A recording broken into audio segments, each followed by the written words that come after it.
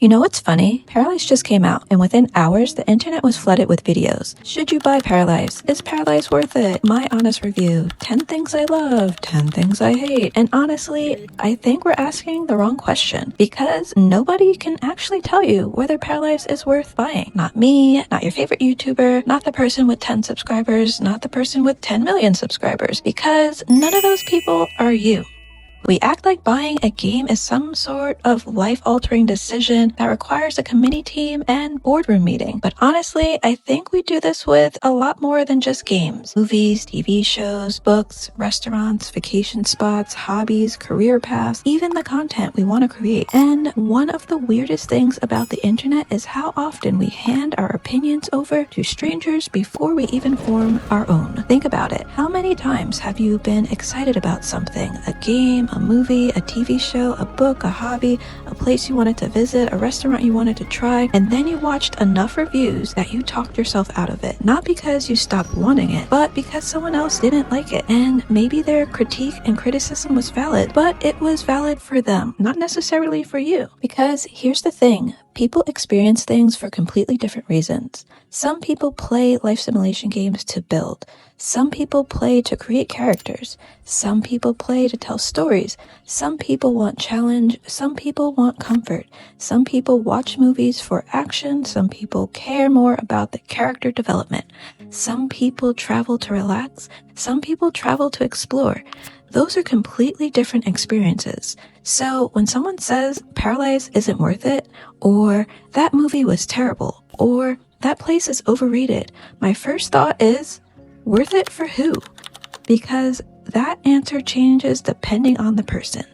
Maybe someone disliked a game because it doesn't have enough drama.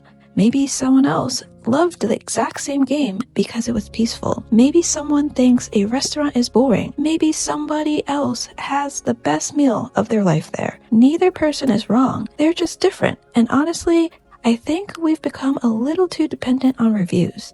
Not because reviews are bad or anything. I mean, I watch reviews all the time. You probably watch reviews, most of us do. But somewhere along the way, reviews stopped being information and started becoming permission. People don't want information anymore. They want someone else to make the decision for them. Tell me if I should buy it. Tell me if I should watch it. Tell me if I should read it. Tell me if I should visit it. Tell me if it's good. Tell me if it's bad. Tell me what my opinion should be before I even have one. Tell me, tell me, tell me.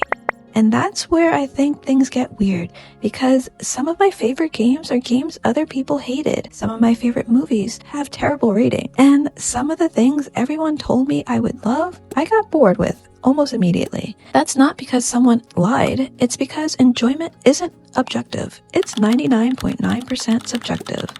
And if there's one thing I've learned as a registered nurse, is that objective and subjective are two very different things. Objective is something we can measure. Subjective is something we experience. You can review performance, you can review bugs, you can review features, you can review service. But you can't review someone else's experience. You can't review somebody else's joy. You can't review someone else's curiosity. And that's why I find those "should you buy Paralives" videos a little funny, because no one can truly answer that question except you. Now, to be fair, I understand why people ask. Games cost money, movies cost money, books cost money, concerts cost money, trips cost money, geez, everything costs money. And trying something new often costs money, time, and energy, and not everybody has an unlimited supply of any of those things. That's completely reasonable. So I'm not saying reviews are useless. They're not. Reviews can be helpful. Recommendations can be helpful.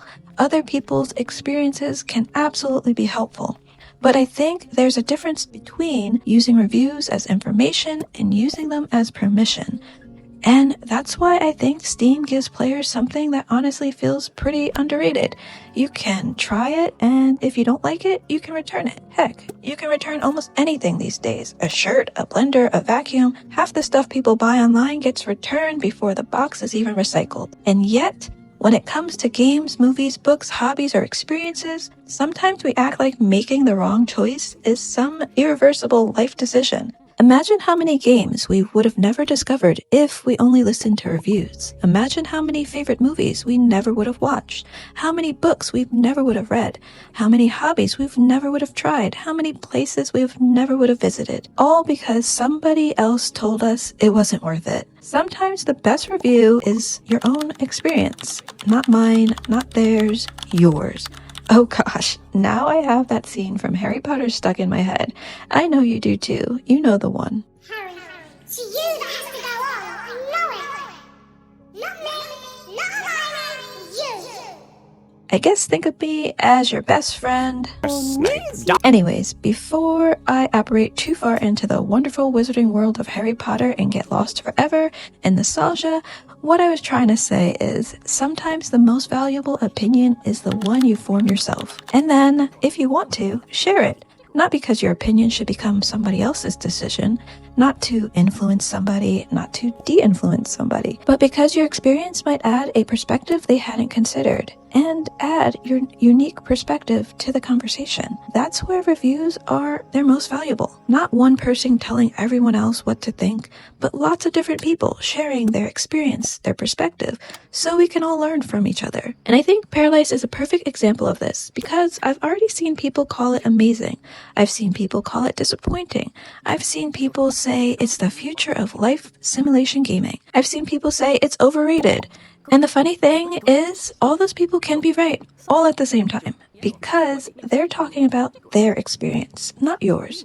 The internet loves definitive answers. Good, bad, buy, don't buy, watch it, skip it, worth it, not worth it. But most things aren't that simple. Most things live somewhere in the middle. And I think it's okay to stop looking for someone else to make every decision for us. Do your research, watch gameplay, read reviews, look at screenshots, read the description, check the roadmap, listen to recommendations, gather information, but don't mistake information for permission. If something genuinely interests you, give yourself permission to decide for yourself. Maybe you'll love it, maybe you'll hate it. Maybe you'll play for 10 hours. Maybe you'll play for 1,000. Maybe you'll watch one episode. Maybe you'll binge the whole series. Maybe you'll read one chapter. Maybe you'll finish the entire book in a weekend. Who knows? But at least it's your opinion, not someone else's. And honestly, I think that's worth a lot more than any review score. So no, I'm not going to tell you whether you should buy Paralives or not. I'm not going to tell you whether it's worth it. I'm not going to tell you what your experience is going to be because I can't. Nobody can. The only person who can answer that question is the person sitting on the other side of this screen, and that's you. Before I go, I'm curious, what's something you almost talked yourself out of trying because of reviews, rating, or somebody else's opinion, but ended up loving anyways? Let me know down in the comments.